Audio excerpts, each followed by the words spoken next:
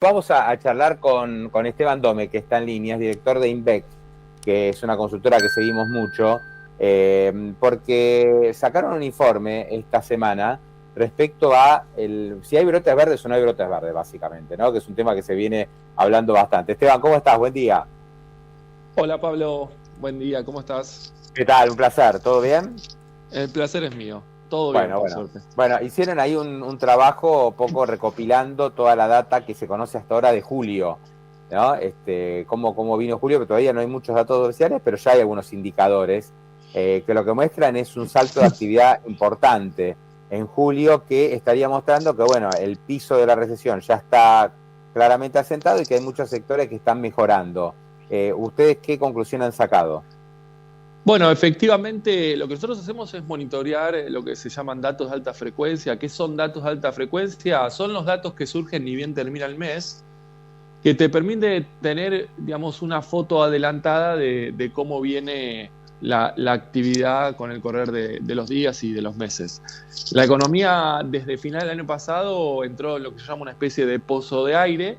Ya de hecho el tercer trimestre del año pasado la economía era bastante bajonera, pero en el cuarto se resintió fuertemente. En el primer trimestre de este año también, ahí tuviste ya la entrada técnicamente hablando, a la recesión. Fue una entrada muy fuerte.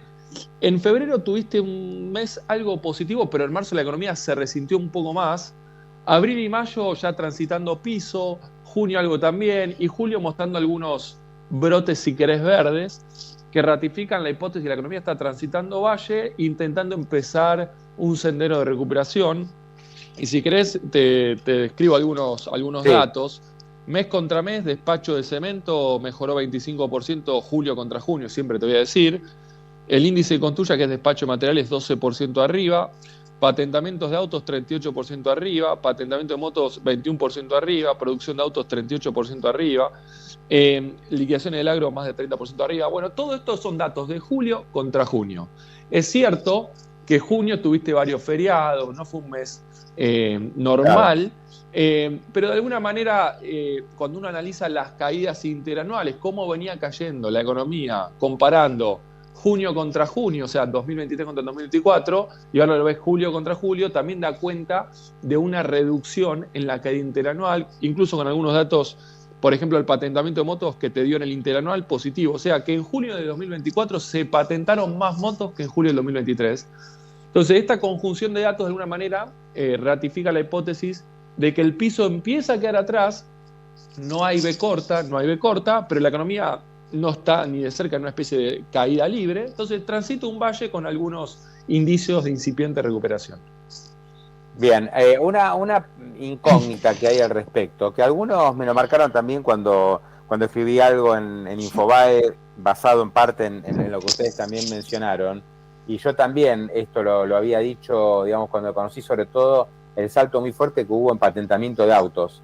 Fue muy significativa el aumento de venta de autos, cómo creció en julio, y yo ahí me preguntaba si esto no tenía mucho que ver con el efecto brecha, ¿no? Porque fue un mes, julio, complicado, ¿viste? Donde el dólar saltó mucho, pasó prácticamente de 1.200 a 1.500, y ahí yo especulaba con que algunos por ahí dijeron, che, este auto de repente me sale 15% menos en dólares de un día para el otro.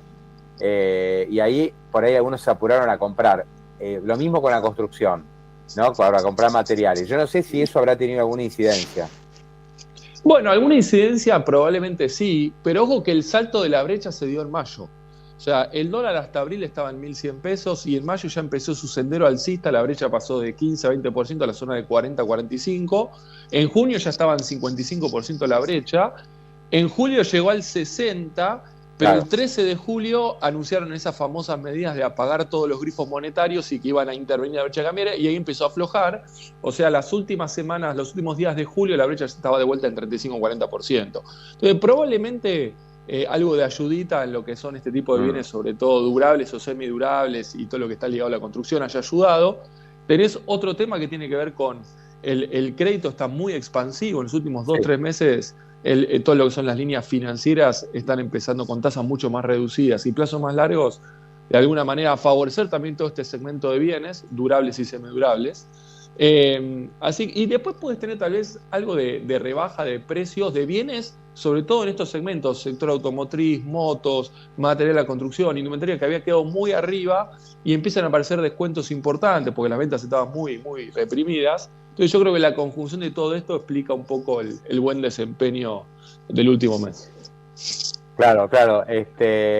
Bueno, el tema crédito, ¿no? También ha generado distintas visiones. Por un lado, obviamente que haya más crédito te permite que se incremente la demanda, porque la gente por ahí, la que no le alcanza, complementa con el crédito y puede llegar a comprarse una moto.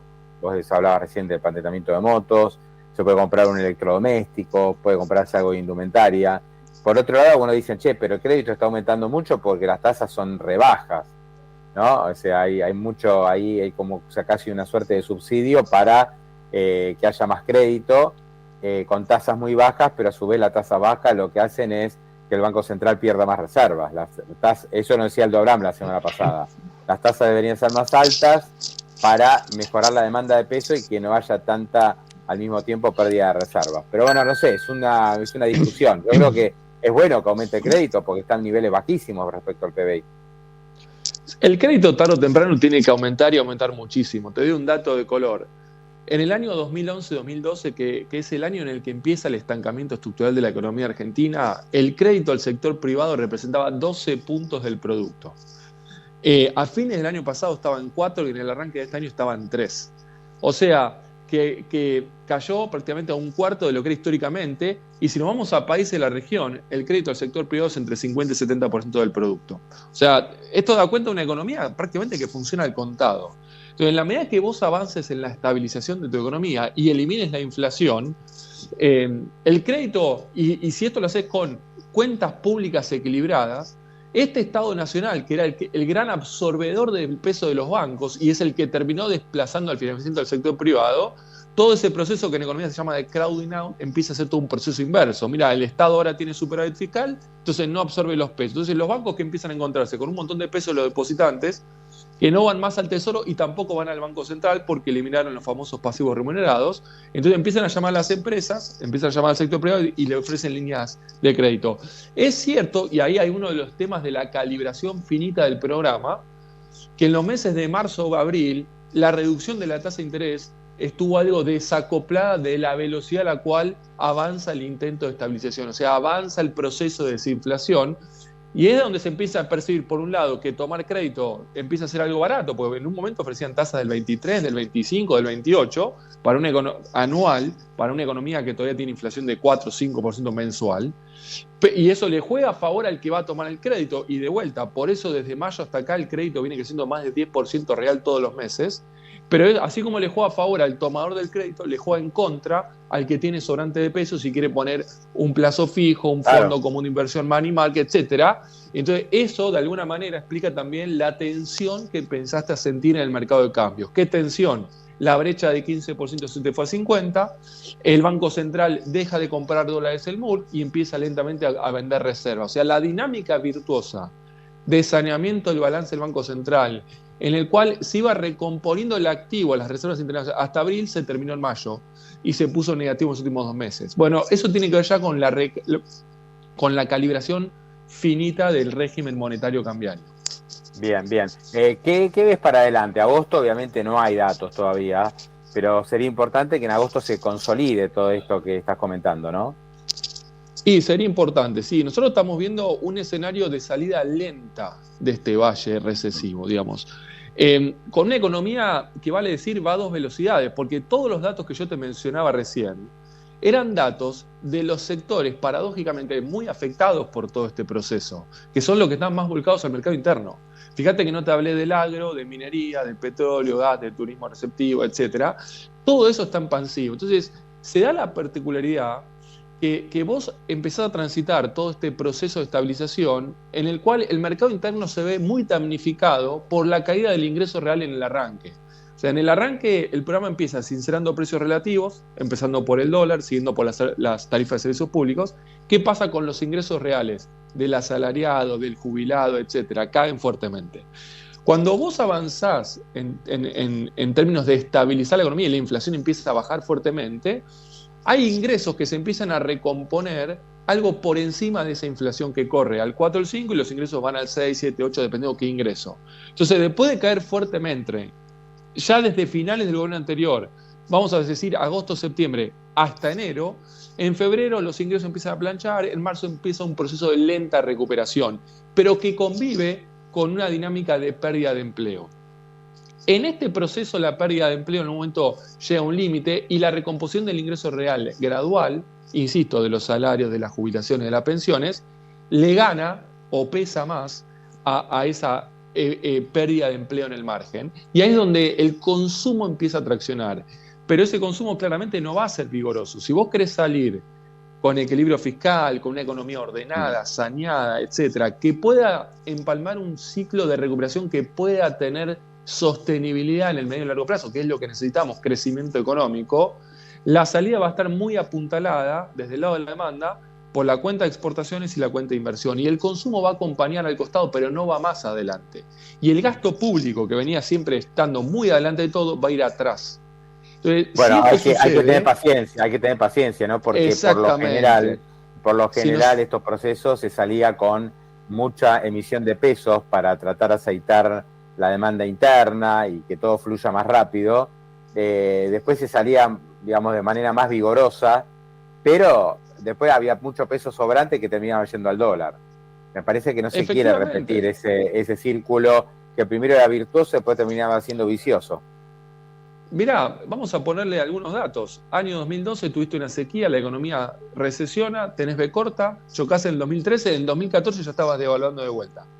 Saliste en el 2015, en el 2016 devaluación de vuelta. Saliste en el 2017 y 2018 devaluación con sequía mediante de vuelta. Saliste de la pandemia, en el 2000 ya estabas devaluando de vuelta. O sea, tenías recuperaciones con anabólicos apuntaladas con el gasto público y todo consumo de una economía cortoplacista basada en desequilibrios macroeconómicos. Y por eso el Banco Central quedó vaciado, nos fuimos a un régimen de inflación de 200% interanual, con desequilibrios múltiples en el frente externo, sin reserva, etc.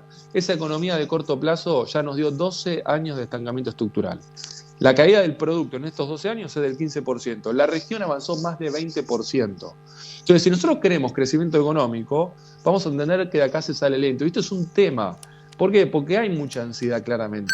O sea, hoy la gente está percibiendo el 2024, que es el arranque de un nuevo gobierno, en el marco de vuelta, de administrar una herencia muy compleja, de estabilizar la economía. ¿Qué convive hoy? Y esto lo describe muy bien Guillermo Oliveto. Mucha frustración, pero también con ilusión y esperanza. Y atrás hay mucha ansiedad. ¿Ansiedad de quién? De todos. Del propio gobierno, del mercado, de los empresarios y de la gente, claramente. Entonces, acá lo que hay que entender es que si queremos sanear y arreglar la economía de verdad, para que nos dé ya crecimiento económico, si no nos da crecimiento económico, la pobreza va a seguir en aumento. Entonces, si nosotros queremos crecimiento económico, va a haber que salir lento, pero bien. Entonces vamos a tener que salir con equilibrios, con orden fiscal, con reformas estructurales, etcétera. Bueno, y ahí de vuelta la cuenta de inversión, la cuenta de exportaciones, algo de eventual sustitución de importaciones, apalancado en sectores como el agro, como la minería, como el petróleo, el gas, algunos sectores industriales de alimentos, muchos de servicios, turismo, servicio del conocimiento. Desde el lado de la oferta, esos son los sectores que te van a apuntalar la fase de recuperación, y esa fase de recuperación puede tener recorrido, puede tener sostenibilidad, y eso es lo que estamos buscando, me parece. Uh-huh. Esteban, un placer como siempre, abrazo grande y la seguimos en cualquier momento.